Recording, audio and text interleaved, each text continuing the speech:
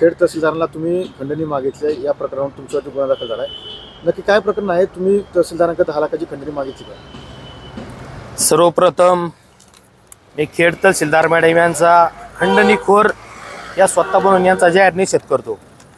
समजा आमच्यासारखे सामाजिक कार्यकर्ते जर पुढे येऊन तुमच्या चौकशा लावित असेल, तर तुम्ही कार्यकर्त्यांवर जर खंडणीखोरचा गुन्हा दाखल करीत असेल तर याच्या पुढे कोणी येणार की आहे की नाही भ्रष्टाचाराची वाक्यता करण्यासाठी। आता तुम्हाला सांगतो, हा अर्ज आहे।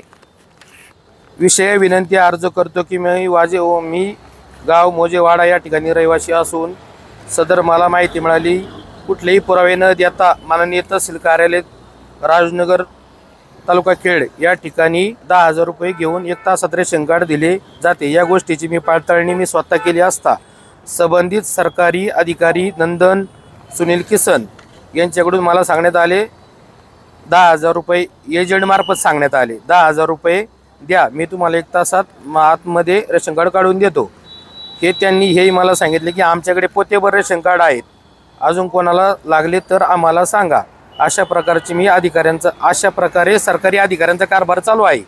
तसेच मी दिनांक 7/11/2024 रोजी फोनपेद्वारे 4,000 रुपये व रोख स्वरूपात 6,000 रुपये दिले। त्यानंतर त्यांनी मला 8 तारखेला रेशन कार्ड अनुक्रमांक 136632 हे केसरी रेशन कार्ड 23/5/2023 रोजी ही जुनी तारीख टाकून दिली। कार्ड मला दिले असता अशा प्रकारे सदर बाहेरील लोकांना कोणत्याही प्रकारचे पुरावे नसताना त्यांना सदर अधिकाऱ्यांनी पैसे घेऊन रेशन कार्ड काढून दिले आहे। त्यामुळे आमच्या गावात कातकरी आदिवासी लोकांना 3-3 महिने फेऱ्या मारून सुद्धा रेशनिंग कार्ड मिळत नाही। सदर प्रकरणाची सखोल चौकशी व्हावी, भ्रष्ट अधिकाऱ्यांना योग्य ती शिक्षा व्हावी आणि असा मी विनंती अर्ज दिलेला आहे। त्यासोबत सगळे पुरावे जोडले आणि ह्याच गोष्टीच्या मागे 8-10 दिवसापूर्वी मॅडमला मी ती रेशन कार्डची झेरॉक्स पाठवली। म्हणलं मॅडम असा प्रकार आपल्या कार्यालयात चालू आहे। त्यानंतर मॅडमनी मला त्याच्यावरती काय रिप्लाय दिला नाही। त्यानंतर त्यांच्या ऑफिसमधीलच एक घोडके म्हणून आहे, त्यांचे बंधू माझ्या पाळतीवरती ठेवले। हे कुठं राहतात, कुठं बसतात, कुठं उठतात। मग त्यानंतर ते आल्यानंतर मला सहज रुपेश घोडके म्हणून ते मला म्हणाले, मी तुम्हाला ओळखतो शेठ, मी चाकणला कामाला आहे, असं आहे। मग ठीक आहे, त्यांनी माझा मोबाईल घेतला, मला तुमचा नंबर सेव्ह करायचा आहे या उद्देशाने माझा मोबाईल घेतला। परत दुसऱ्या दिवशी परत म्हणले असंच नंबर सेव्ह केल्यानंतर का माझ्या घरी फोन लावायचा आहे, मला माझा फोन स्विच ऑफ झाला आहे, मला तुमचा फोन द्या। मी दिला या मधल्या 2-3 दिवसामध्ये त्याने मॅडमला माझ्या फोनवरून 10 लाख रुपयाचा मेसेज पाठवला। हा प्रकार आम्ही इथंच थांबवतो आणि पाठवता असताना हा मेसेज त्याने लगेच डिलीट केला। या गोष्टीची मला कुठलीही कल्पना नाही। मग मी 29 तारखेला अर्ज घेऊन गेलो असता त्या ठिकाणी मॅडम मला म्हणले बसून राहा, तपास चालू आहे। तर त्यांनी त्यांच्या कर्मचाऱ्यांना सांगितलं का तुम्ही आपले रेशन कार्ड हा नंबर घेऊन या। तर त्यांनी 2 पोती रेशन कार्ड आणले, त्यामध्ये जवळजवळ 1000-1500 रेशन कार्ड गायब झाल्याचं दिसून आलं। मग मॅडम म्हणले तुम्ही इथंच थांबा, जाऊ नका, तपासाला सहकार्य करा। मी त्या ठिकाणी बसून राहिलो। बसल्याच्या नंतर त्यांनी DYSPना फोन लावला, म्हणजे मला तत्काळ 2 तुमचे कर्मचारी पाठवा। त्या 2 लेडीज कॉन्स्टेबल महिला आल्यानंतर त्यांनी मला त्यांच्या हातातली काही गोपनीय माहिती होती ती त्यांच्याकडे दिली, मला DYS ऑफिस समोर उभे केलं आणि तेव्हा त्यांनी ते प्रिंट काढून व्हॉट्सअपचा मेसेज दाखवला। म्हटले हे बघा, हे माझ्याकडे खंडणी मागतात। म्हणलं सर, हा 100% चुकीचा प्रकार घडलेला आहे। तहसीलदार मॅडमकडे मी काय खंडणीखोर आहे का? मी तहसीलदार मॅडमकडे खंडणी मागणार आहे का? आजपर्यंत माझ्यावर कुठलाही खंडणीचा, चोरीचा कुठल्याही पोलिटिशनमध्ये गुन्हा दाखल नाही। माझी सामाजिक पार्श्वभूमी आहे, सामाजिक कार्यकर्ता म्हणून। आणि एखादा माणूस जर चांगलं काम करत असेल तर तुमचा आवाज उठवित असेल तर तुम्ही त्याला असं अडचणीत आणत असेल तर त्याला उपयोग नाही। मग त्या ठिकाणी पोलिसांनी मला चौकशीसाठी पोलीस स्टेशनला नेलं असता माझी सगळी चौकशी केली तर साधारण 6 वाजेपर्यंत मला थांबून ठेवलं।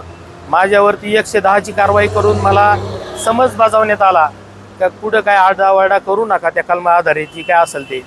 तर मी घरी गेल्यानंतर मला सोशल मीडियाच्या मार्फत कळलं का तुमच्यावरती खंडणीचा गुन्हा दाखल आहे। मग या खंडणीखोर महिलेला मला माननीय पालकमंत्री अजितदादांना या निमित्ताने सांगायचं आहे का या खंडणीखोर तहसीलदार बाईला तात्काळ निलंबित करा।